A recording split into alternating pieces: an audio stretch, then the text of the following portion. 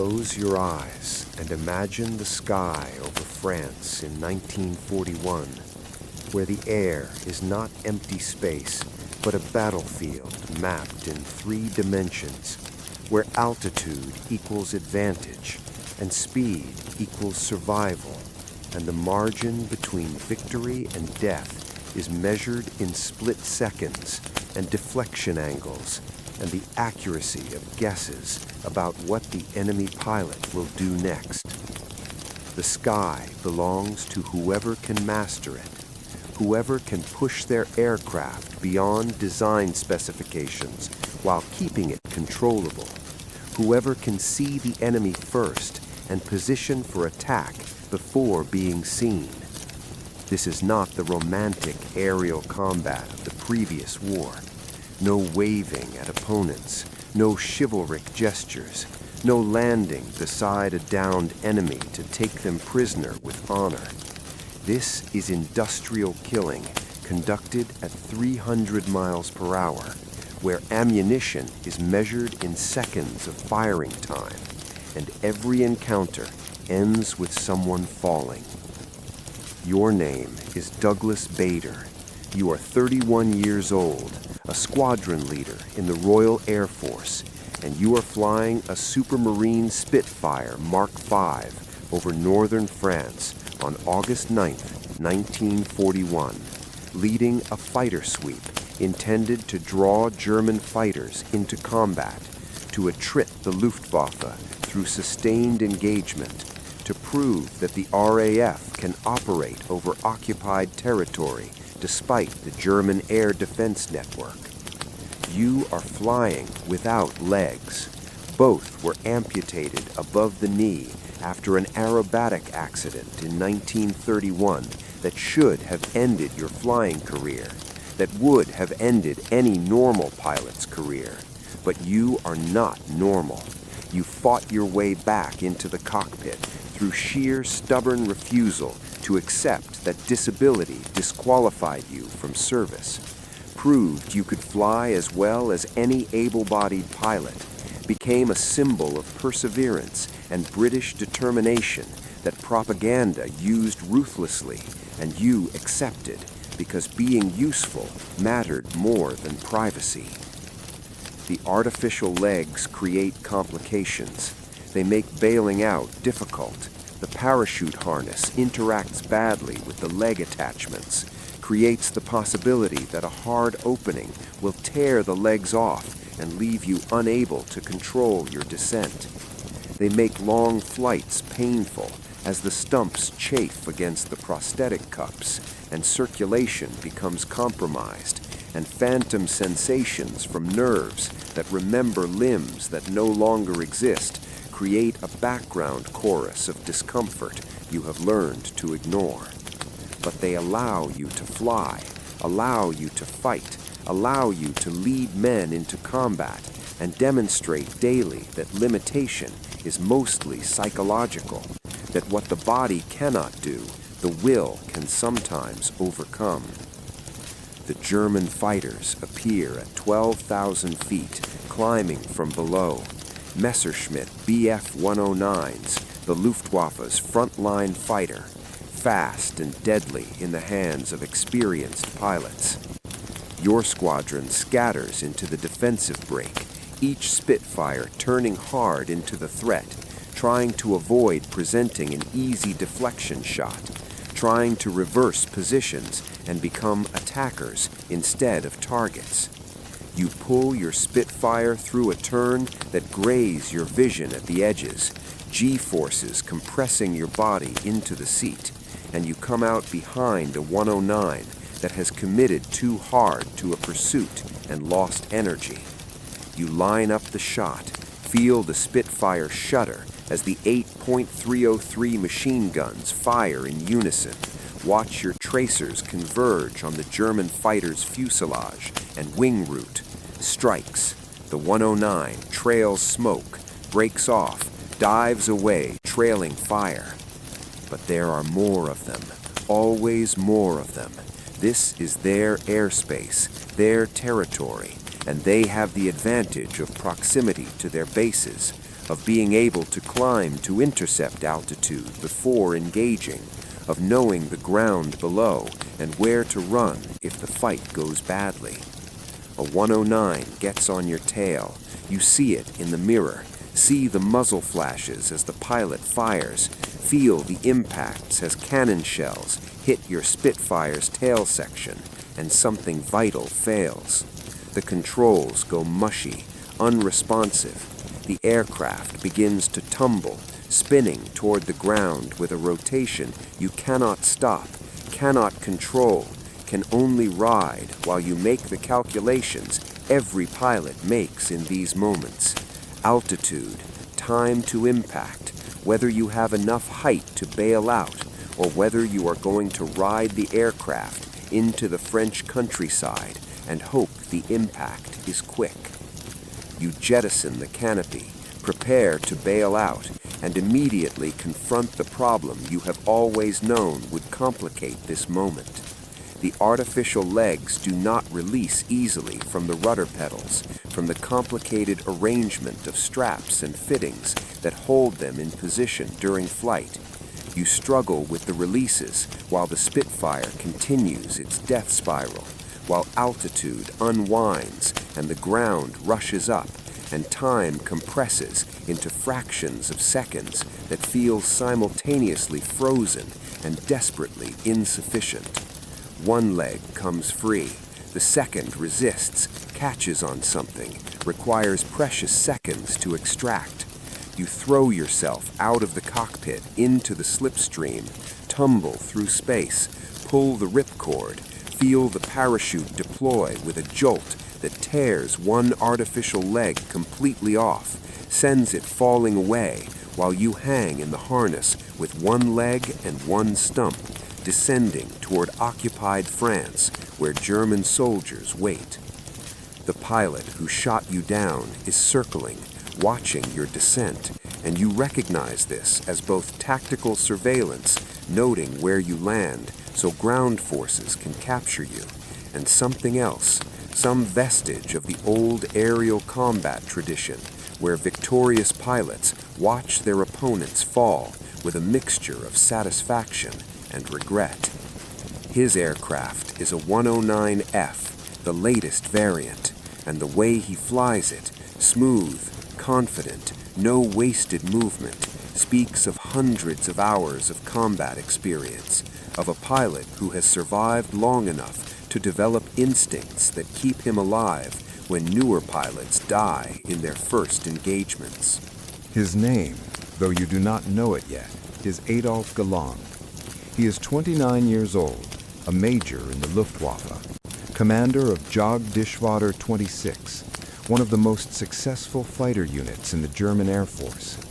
He has 94 confirmed kills, will eventually accumulate 104 before being grounded and reassigned to administrative roles he despises.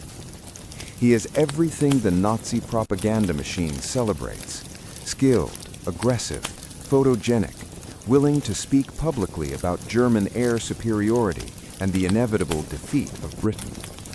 But he is also, beneath the uniform and the ideology and the kill markings painted on his aircraft's rudder, a pilot who understands what it means to fall from the sky, who recognizes in your descending parachute a fellow aviator who fought well and lost through no fault except bad luck or his own superior skill. You land in a field, roll badly because balancing on one leg makes parachute landing technique nearly impossible, lie in French grass watching German soldiers approach with rifles raised. They are cautious.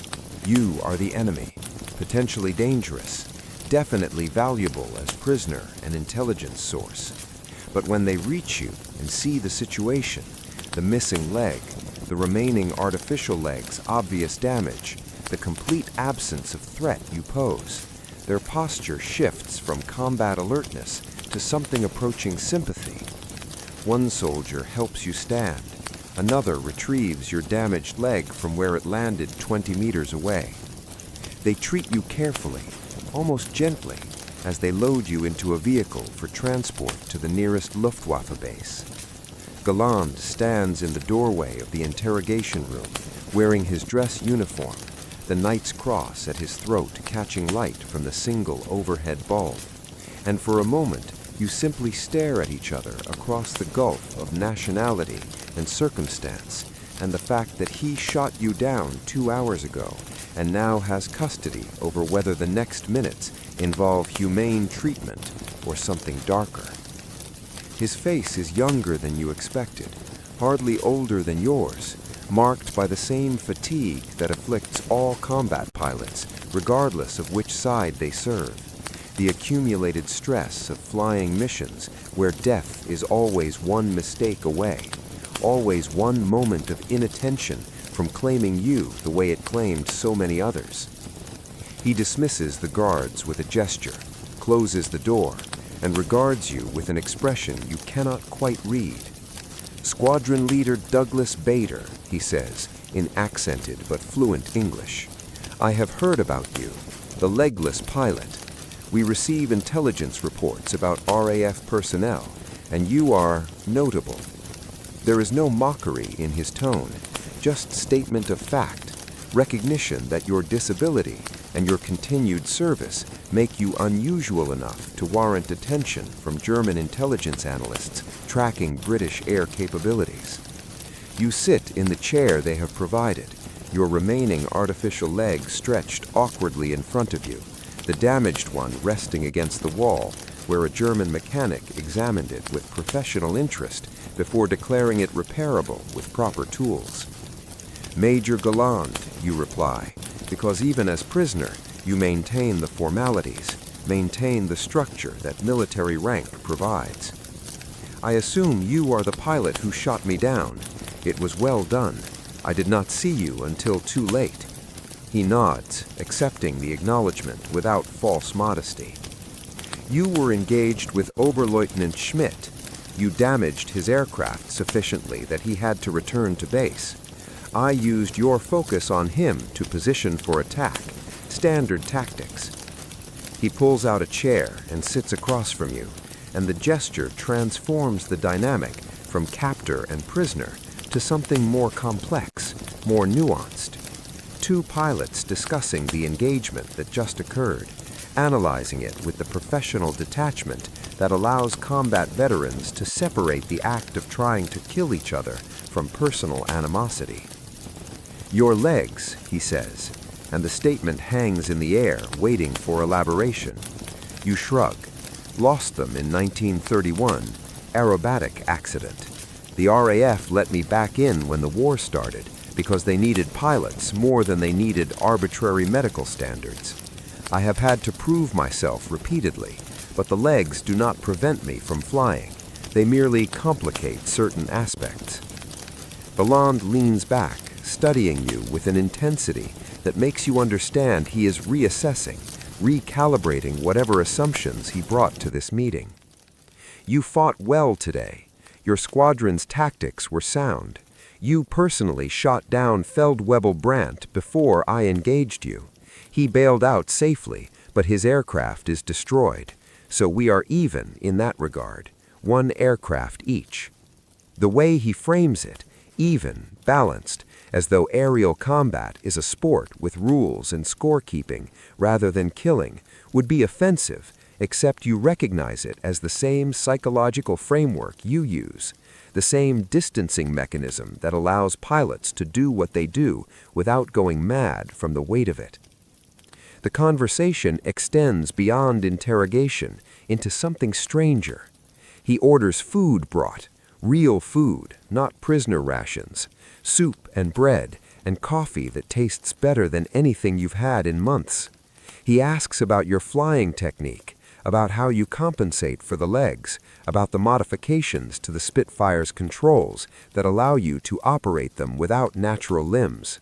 You answer carefully, conscious that anything you say might constitute intelligence valuable to the enemy, but also conscious that refusing to engage would be childish, would waste an opportunity to understand the man who shot you down, to assess German fighter tactics through direct conversation with one of their best pilots. He tells you about his own career, about the campaigns he has flown: Spain, Poland, France, Britain, now the defensive operations over occupied France against RAF incursions like the one you were conducting today. He speaks of the Battle of Britain with a respect that surprises you, acknowledges that the Luftwaffe failed to achieve air superiority, that British resistance was more effective than German planners anticipated. You were part of that. He refers to intelligence reports about your role in 1940. Your squadron had significant success during the critical months. That mattered. That changed outcomes. The acknowledgement feels strange, almost uncomfortable. You are accustomed to enemies being faceless, abstract, evil by definition because they serve the Nazi regime. But Galland is none of these things. He is a pilot, professional and skilled, and speaking about the war with a frankness that suggests he sees it clearly, sees the propaganda and the ideology as separate from the technical requirements of air combat. When he speaks about the Battle of Britain, he does not blame the failure on British superiority, but on German strategic errors, on Göring's incompetence, on the Luftwaffe being tasked with objectives beyond its capabilities. The criticism is subtle but unmistakable, the kind of professional assessment that could get him in serious trouble if repeated to the wrong audience. The base commander who receives you is Adolf Galland. What happens now, you ask? Because eventually the conversation must address practicalities, must move beyond the strange intimacy of two pilots analyzing their trade. Galen's expression shifts, becomes more formal, more conscious of the official realities governing this situation. You will be transferred to a prisoner of war camp, probably Oflag XIIB in Poland, which houses senior officers. You will remain there until the war ends or until you are exchanged, whichever comes first. But first, he pauses, and something that might be amusement crosses his face. First, I am going to have your leg repaired. We have skilled technicians here who work on aircraft landing gear. The principles are similar. You should not spend the rest of the war unable to walk properly. The gesture is unexpected, generous in a way that transcends the minimum requirements of Geneva Convention treatment of prisoners. You try to thank him, but the words feel inadequate, insufficient to the strangeness of being shot down and then having your captor arrange for a prosthetic repair. Galand waves off the gratitude. It is practical. POW camps are not designed for immobile prisoners. You will be less burden to everyone if you can walk. Also, he hesitates, choosing words carefully. Also, I respect what you have accomplished. Flying without legs requires determination I cannot imagine. That deserves recognition, even from an enemy. The repair takes 3 days, during which you remain at the Luftwaffe base in a room that is technically confinement, but feels more like uncomfortable billeting. Galand visits daily, brings books in English, continues conversations about tactics and aircraft performance and the nature of aerial combat. You learn that he is frustrated with Luftwaffe leadership, believes the war is being prosecuted incompetently, sees the invasion of Russia as strategic insanity that will ultimately doom Germany regardless of tactical successes. These are dangerous opinions, potentially treasonous, and the fact that he shares them with you, a British prisoner who has no power to help him but might theoretically inform on him, speaks to either recklessness or a need to speak truth to someone, anyone who might understand. When your leg is repaired and you are transferred to the POW camp, Galand arranges for you to fly there rather than travel by rail, gives you the courtesy of one last time in the air, even if you are passenger rather than pilot. The transport is a Junkers U-52, slow and ungainly compared to fighters, but you watch through the window as French country passes below, and you think about the fact that your captor showed you more consideration than some of your own commanders, treated your disability with respect rather than as limitation to be overcome through willpower alone. You spend the next 4 years in captivity, attempting escape multiple times because that is what RAF officers do, because sitting idle while the war continues feels like abandonment of duty. None of the attempts succeed. The artificial legs make stealth difficult, make blending into civilian populations nearly impossible. But the attempts matter as gesture, as refusal to accept imprisonment passively. The war ends. You return to Britain as hero, as symbol of perseverance, as the legless pilot who never surrendered. You marry, retire from active service, spend the post-war years navigating civilian life while carrying memories of combat and captivity and the strange 3 days when a German ace repaired your leg and spoke candidly about the war's futility.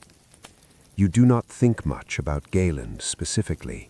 He was the enemy, skilled and dangerous, and the fact that he treated you decently does not erase the fundamental reality that he served the Nazi regime, that his victories contributed to German military objectives, that the men he shot down were your comrades, and their deaths mattered, regardless of how professionally he conducted himself.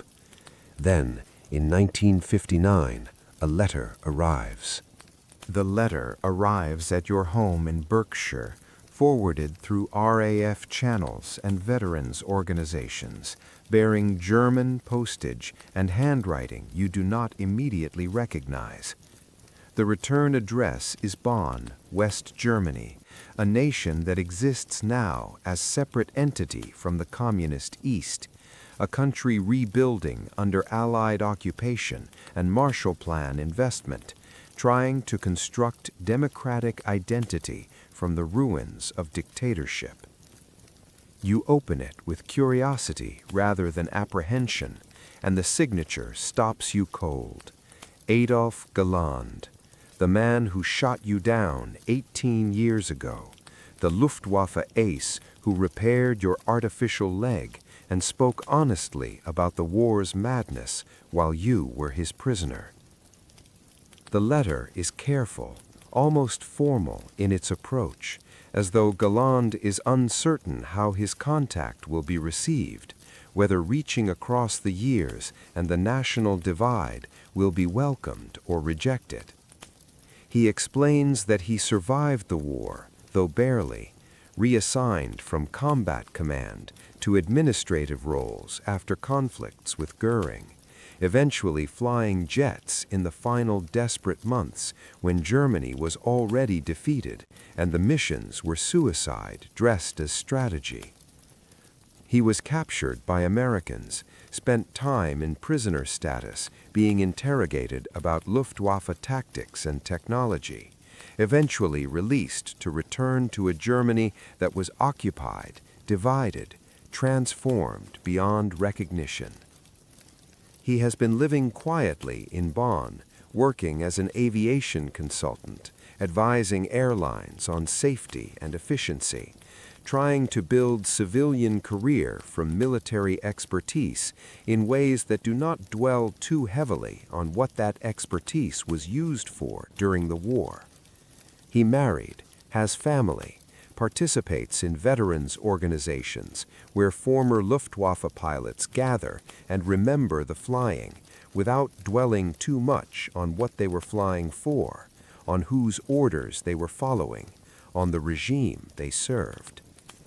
But he has been thinking about you, the letter says, about the 3 days in 1941 when you were his prisoner, about the conversations that felt more honest than most interactions he had with fellow Germans during that period, about the strange respect that developed between enemy pilots who recognized in each other the same dedication to craft, the same understanding of what it meant to fight in 3 dimensions where mistakes were immediately fatal. He has followed your post-war career through news reports, your retirement from the RAF, your work with disabled veterans, your public speaking about perseverance and refusing to accept limitation. And he wants to know if perhaps 18 years later, in a world where Germany and Britain are no longer enemies but allies in the Cold War's Western Bloc, you might be willing to meet. Not for publicity, the letter emphasizes, not for some propaganda purpose or public demonstration of reconciliation, but simply to talk, to continue conversations interrupted by your transfer to the POW camp, to see if the professional respect that existed in 1941 can translate into something resembling friendship now that the uniforms and the ideologies and the war itself have receded into history. You write back. The response takes you several drafts because the tone is difficult to calibrate, because you want to be honest about your reservations while also acknowledging that meeting might have value, might offer something that correspondence cannot. You agree to meet in London, neutral territory that is neither home nor yours, somewhere public where the encounter can be casual, uncommitted, capable of ending quickly if it becomes uncomfortable. The meeting is arranged for October 1959 at a hotel restaurant in Piccadilly. You arrive early from habit, from the military training that made punctuality automatic, and you wait at a corner table watching the entrance. He appears exactly on time, older than the photographs you remember from intelligence briefings, grayer and heavier, but still recognizable, still carrying himself with the posture of a man accustomed to command. He sees you and crosses the room quickly, extending his hand in greeting that is warm but not presumptuous, respectful of the distance that 18 years and the weight of history have created. "Squadron Leader Bader," he says, and the use of your RAF rank makes you smile despite yourself, makes you recognize that he too is navigating this carefully, using formality as foundation for whatever might develop. You shake his hand, gesture to the chair across from you, and for a moment neither of you speaks, both assessing, both trying to reconcile memory with present reality. "Your English has improved," you say, finally, and Galland laughs, a genuine sound that breaks the tension. 18 years of consulting work with British and American companies, one learns quickly when livelihood depends on communication.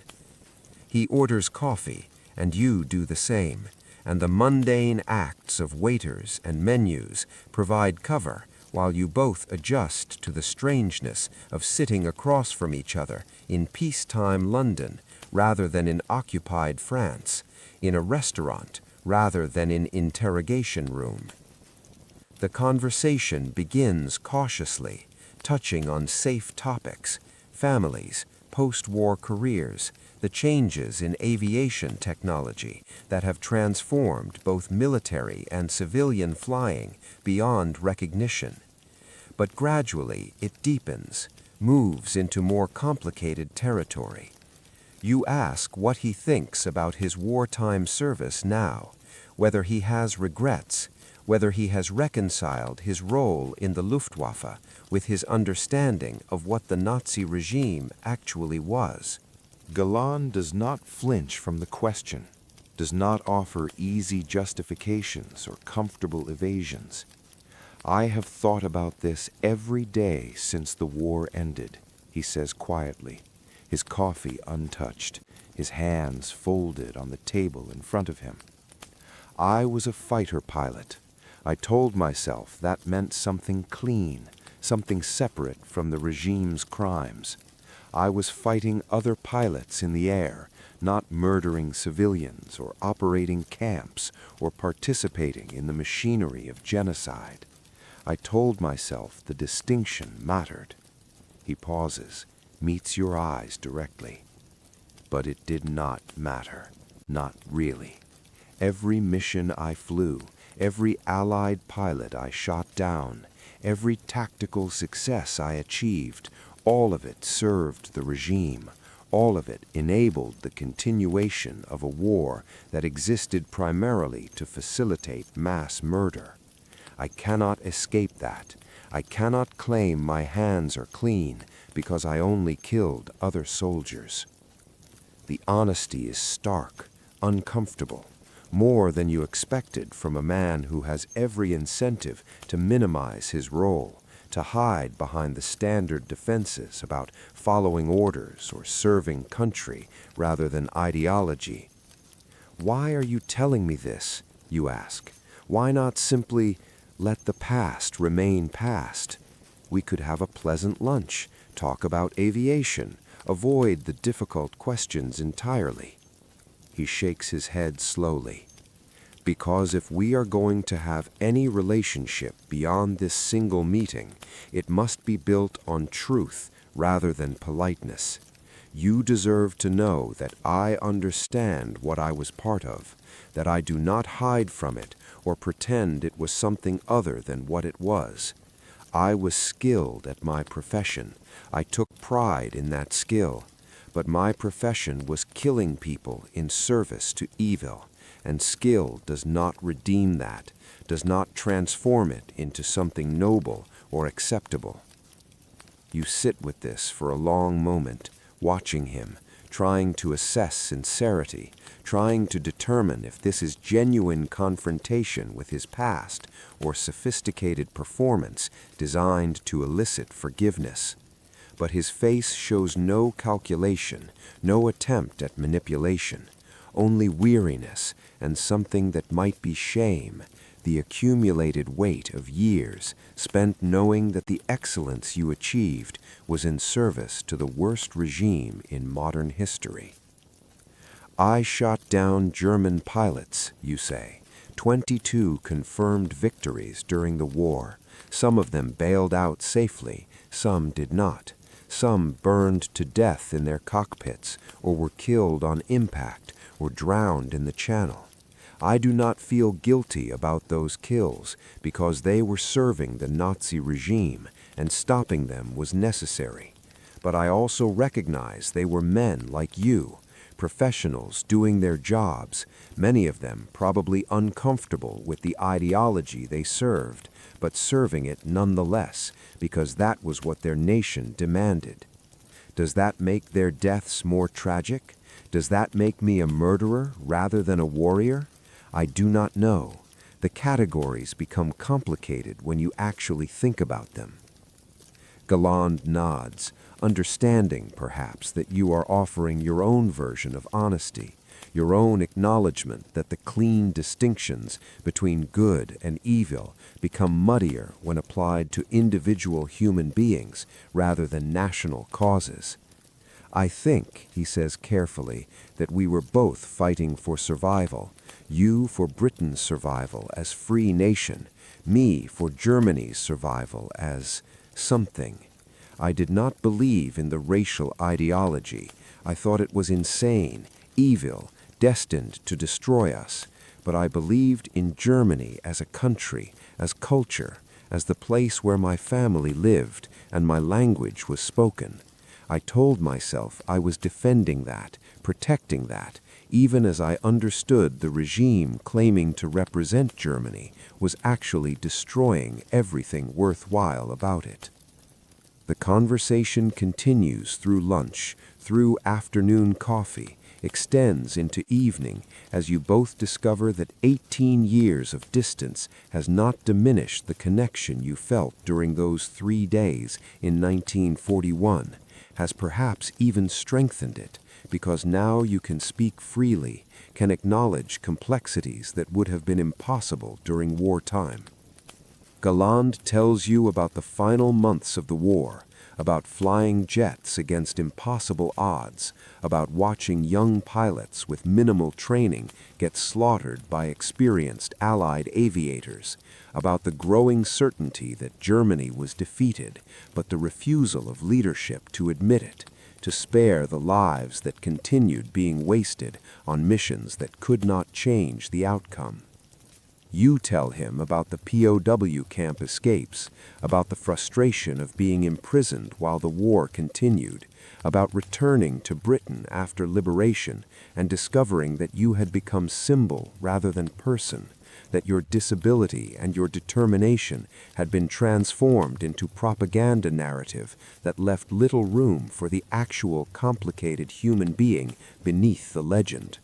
You tell him about the difficulty of post-war adjustment, about discovering that civilian life has no place for the skills and attitudes that made you effective in combat, about the way peacetime makes warriors obsolete and uncomfortable. What emerges through these conversations is recognition that you share more with each other than either of you shares with civilians who did not fight, who cannot understand what it meant to do what you did, who see the war in simple categories of heroism and villainy, rather than the complicated reality of men trying to survive while doing jobs that required them to kill other men who were also trying to survive. Galland understands things about your experience that your wife cannot fully grasp, that your civilian friends find alien, that only another combat pilot can truly comprehend. And you understand his experience in ways that Germans who served in other capacities do not, that the post-war narrative about the Wehrmacht being somehow separate from Nazi crimes cannot accommodate. The friendship develops gradually over subsequent meetings, over correspondence that becomes regular, over the slow accumulation of shared experiences and mutual respect. You introduce Galland to other RAF veterans who served in the Battle of Britain and later campaigns, facilitate meetings between former enemies who discover that enmity is easier to maintain in abstract than in person, that the men you fought against were not monsters, but professionals doing impossible jobs under impossible circumstances. Some of these meetings are awkward, some fail to move beyond surface politeness, but some develop into genuine friendships that transcend the national allegiances that once demanded you kill each other. In 1965, you and Galland collaborate on a book on fighter tactics, comparing RAF and Luftwaffe approaches, analyzing what worked and what failed, offering professional assessment stripped of propaganda and national mythology.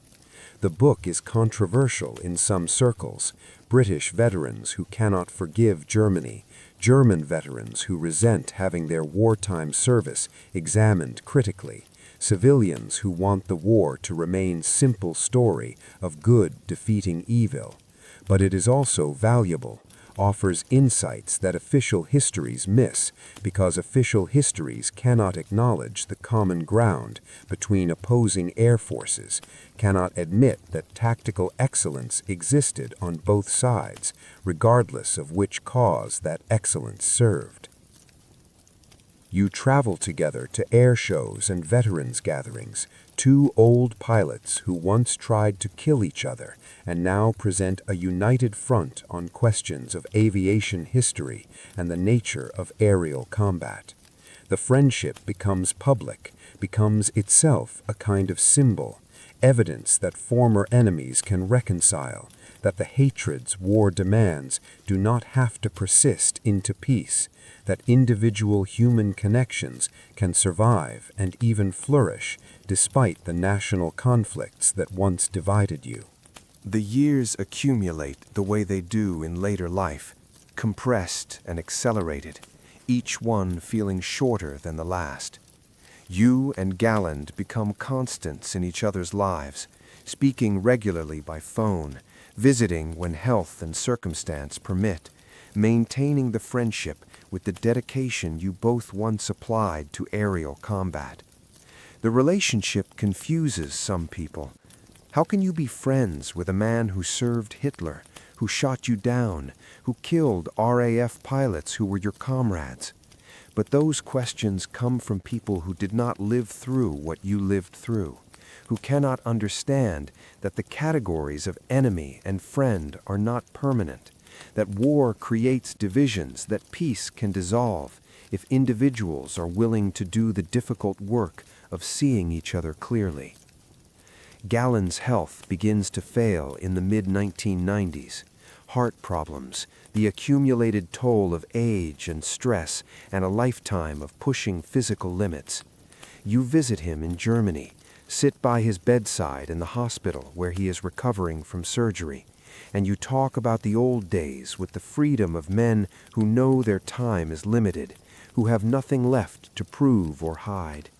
He tells you things he never shared before, about the pilots he killed and still remembers by name, about the guilt that accumulated despite his attempts to frame aerial combat as professional rather than personal, about the way serving the Nazi regime stained everything he accomplished, regardless of his private opposition to its ideology. "Do you think we are forgiven?" he asks during one of these conversations, his voice weak but his mind still sharp. "Not by God. I am not sure I believe in God anymore after what I have seen. But by history, by the people we fought against. Do they understand that we were more than our uniforms, more than the regimes we served?" You consider this carefully, because easy reassurance would be dishonest, would dishonor the seriousness of the question. "Some do," you say finally. "Some can see beyond the categories, can recognize that individual human beings are more complicated than the causes they serve. But some cannot, and perhaps they should not have to. The people who lost family to German bombs or camps or bullets, they have earned the right to their anger, to their refusal to forgive. We can only live with the choices we made and try to extract whatever meaning we can from having survived when so many others did not." Galland dies in February 1996 at 83 years old, having outlived most of his fellow aces, having survived into an era where his wartime service is historical curiosity rather than living memory. You attend the funeral in Germany, stand among Luftwaffe veterans and aviation enthusiasts and family members who have heard stories about you for years, who understand that whatever else Galland was, he was your friend, and friendship matters even when it crosses the boundaries that nations and wars create. At the reception afterward, his son thanks you for coming, tells you his father spoke about you often, about the respect you showed him and he showed you, about the friendship that proved former enemies could become something else if they were willing to see each other as human beings rather than representatives of opposing nations. You return to England carrying the weight of another loss, another member of your generation gone, another link to the war and its memories severed. You are 77 years old now, the artificial legs still functional, but requiring more maintenance, more adjustment, more conscious effort to use effectively. The world has moved far beyond World War II. The Cold War has ended. Germany is reunified. The European Union has transformed former enemies into economic partners. The entire structure of alliances and animosities that defined your youth has dissolved and reformed in ways you could not have predicted. But you continue speaking about the war, about Galland, about the lessons you believe their friendship demonstrated. You appear at schools and veterans gatherings and aviation museums, telling the story of the legless British pilot and the German ace who shot him down, and then, 18 years later, chose friendship over continued enmity. You emphasize that reconciliation requires acknowledging truth rather than hiding from it, that Galland never pretended his service was anything other than what it was, but also that his service did not define the totality of who he was as a human being. You die in September 1982. Wait, that is wrong. You actually die in September 1982, years before Galland, not after. The timeline has become confused in the telling, the way memory sometimes rearranges events to create narrative coherence rather than strict chronological accuracy. You died first. You were 62, killed in a car accident on the M4 motorway, your life ending not in combat, but in the mundane traffic collision that can claim anyone, regardless of how much they have survived, how much they have overcome, how legendary their perseverance has become. Galland learned of your death while in England for an air show, was devastated in ways that surprised people who thought the friendship was more symbolic than genuine. He spoke at memorial services, wrote tributes emphasizing your courage and determination and the humanity you showed even to former enemies.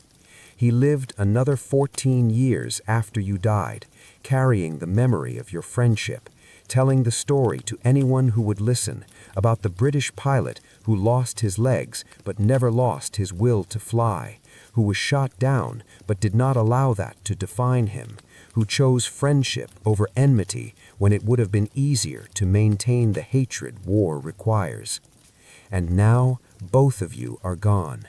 The war that brought you together is receding from living memory into history, from testimony to archive, from experience to interpretation. But the story endures because people need evidence that enemies can become friends, that the divisions war create do not have to be permanent, that individual human beings can see past uniform and nationality and ideology to recognize each other's humanity. This is what remains when the aircraft and the battles and the causes have all dissolved into the past. Not the victories or the defeats, not the kill counts or the strategic objectives, but the moment when two pilots chose to see each other clearly and discovered that seeing clearly made friendship possible, made forgiveness possible, made the crossing from enemy to friend not just achievable, but necessary if the weight of the past was not to crush the possibility of the future.